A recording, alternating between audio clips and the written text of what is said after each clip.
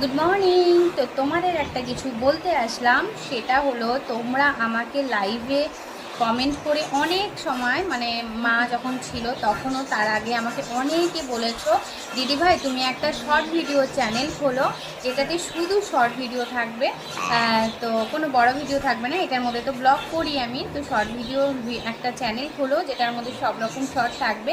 তো তোমাদের ভালোবাসায় আমি একটা শর্ট ভিডিও চ্যানেল খুলেছিলাম, কিন্তু মায়ের এই অসুস্থতার জন্য সেটা আমার প্রমোট করা হয়নি। তো এখন ভাবছি তোমাদের সেটা জানাবো, আর এখন আমি আবার করছি সেটার মধ্যে ভিডিও।